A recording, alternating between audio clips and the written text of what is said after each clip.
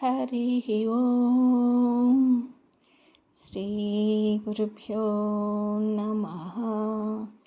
హరి ఓం.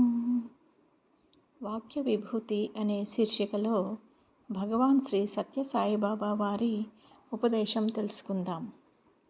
గజేంద్ర నీతి. ప్రేమాత్మ స్వరూపులారా, మీలో దివ్యమైన శక్తి దాగుని ఉంది. భక్తి ప్రయాణంలో ఈ శక్తిని మర్చిపోతున్నారు.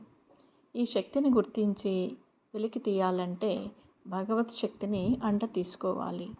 ఎందువలనంటే మీకై మీరు మీలోని దివ్యశక్తిని భగవత్ శక్తిగా మార్చాలంటే కొన్ని జన్మలు వ్యర్థమైపోతాయి.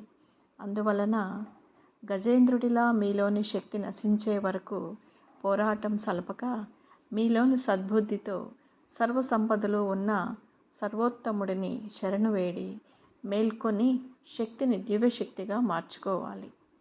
ఒక దీపం వెలిగించాలంటే వెలుగుతున్న దీపం చెంతకు వెళితే మీకై మీరు నిప్పురవ్వని పుట్టించే శ్రమ తగ్గుతుంది.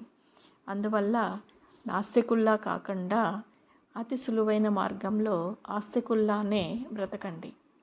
దీనివల్ల గజేంద్రుడిలా పోరాటం సలుపుతూ మీకు ఆపద ముంచుకొచ్చినప్పుడు భగవంతుడిని వేడుకుంటే కుదిరే పని కాదు. సర్వవేళలా సర్వావస్థల యందు భగవత్ శక్తిని మేల్కొల్పుకుంటూ ప్రోగేసుకుంటూ పోతే ఈ ధనమే మీకు ఆపద సమయంలో ఆదుకుంటుంది. ఇలా అతి సులువైన మార్గాలను పాటించకుండా గజేంద్రుడిలా ప్రపంచమనే మొసలి నోట్లో పడి పోరాటం సలుపుతూ మీలోని భగవత్ శక్తి ఒకటి ఉందనే మాట మర్చిపోతున్నారు.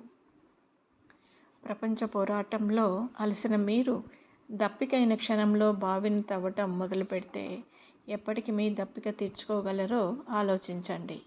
అందుకనే పుట్టిన క్షణం నుంచి భగవద్భక్తి అనే బావిని త్రవ్వుకుంటూ పోతే దానిలో నుంచి పరిశుద్ధ జలము ఉద్భవిస్తుంది. ఈ కలికాల ప్రభావంతో ఆపద సమయంలో గజేంద్రుడిలా పిలవాలనే బుద్ధి ఉన్నా మీలోని శక్తి సరిపోక నీరసపడి మీరు చేసిన కర్మలను అనుభవిస్తూ భగవత్ శక్తిని అందుకోలేకపోతున్నారు. అందువల్ల గజేంద్ర నీతిని ఉపయోగించి పప్పులో కాలేయక ప్రతిక్షణం ప్రహ్లాదుడిలా బ్రతకండి.